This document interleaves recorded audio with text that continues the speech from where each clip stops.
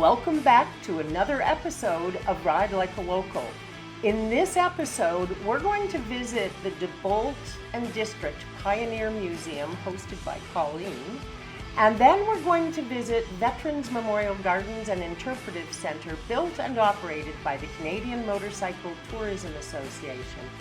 So come on in and join us as we take you on our Relics and Bones Grand Cache Express tour.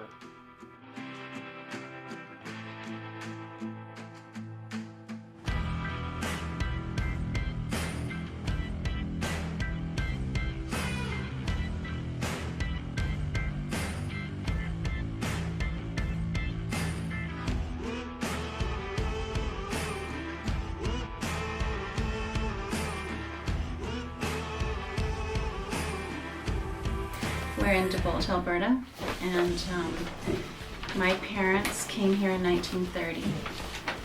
My dad was 3 years old, and they came here because they were hailed out 3 years in a row down on the Prairie near Champion, Alberta. And so, like many other people that came here, there were homesteads available here for a very small price. You could take a homestead and you had to put a house on it, but I think it only had to be worth about $240. It was quite a bit then. And then you had to improve the land and start clearing to make way for fields. So this museum is called the Debolt District Pioneer Museum. So it's not just Debolt, it's all the way up north to the Paswaska River, to the Big Smoky, and to Clarkson Valley, and way down south to the Simonette River. It's a large community here, and this is for everyone. So that's why we added district. And it was established in 1975 on land that was donated by one of the pioneers of the area. You may have heard of Marvin Moore. He was an MLA for many years. His mother was interested in starting a museum, and she was interested in history, and so that's how it started. And then more people got involved, and they started moving buildings in that were salvageable. And then Marv's wife got involved, Fran. So Fran and Winnie Moore started it all, and then many volunteers stepped up to help. Well, we have 9 heritage buildings. We have a barn. We have 2 houses. We have a manse. That was where the ministers from the United Church stayed. It's been turned into a trapper's cabin. We have an ice house, and we have all sorts of machinery, vintage machinery. We have a sawmill. We have tractors and all kinds of things that they farmed with back then. And we have a shed with many fossils from this area. And Roy Bickle was well known in Grande Prairie, and he was raised in Debolt, so he donated a whole ton of fossils. He used to go to the rivers around here and look for fossils along this in the spring when the new banks got washed down. He would look, and he was always finding all sorts of fossils. And in the same building we have many tools that people used to use, and a couple forges. It's honoring our history for our pioneers that were brave enough to partake on these trips to get here. There was no highway back then. Many of them came across the Edson Trail. We have many pictures of, and it was a hard trail. They would come from Edmonton to Edson and then head up here, and it was just a bush trail. And in the summer, the bugs were brutal. It was very wet. There was muskegs.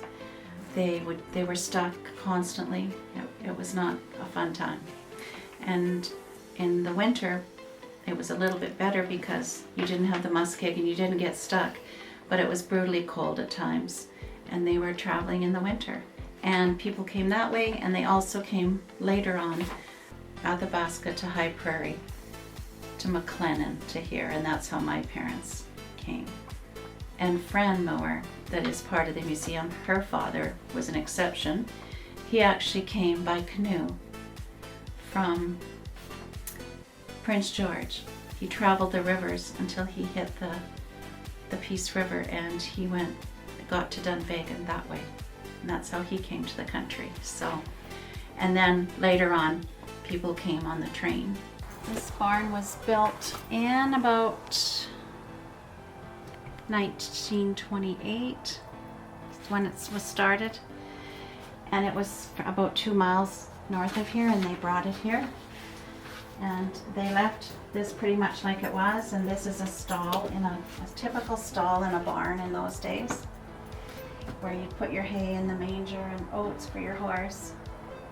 We have a couple old saddles from those days, and this is one of our prized possessions.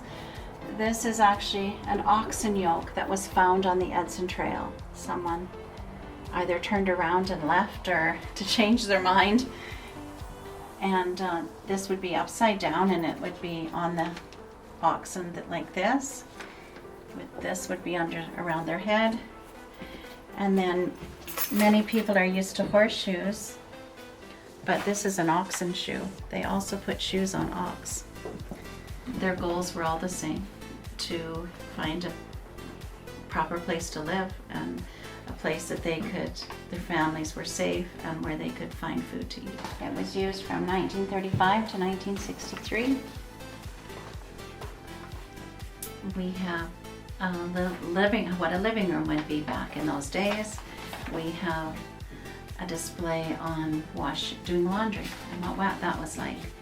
We have a display on the local nurse, because to go to a nurse or a doctor, you had to get in a wagon and drive to go to the Smoky River, and hope the ice was thick enough to get across, or hope the ferry was operating. And it was a 2-day trip to Grande Prairie. So the local nurse here delivered a lot of babies. And the irons in those days, they had to be heated up on a wood stove. This is a honey extractor, where they would put the honeycomb in here and spin it around until the honey was at the bottom, and then it would come out that spout. Well, it's a piece of our history, and it's a snapshot of most of rural Alberta, what you see here. It's not just specific to here. I think just about in any little town in Alberta you would find a lot of these items that we have here.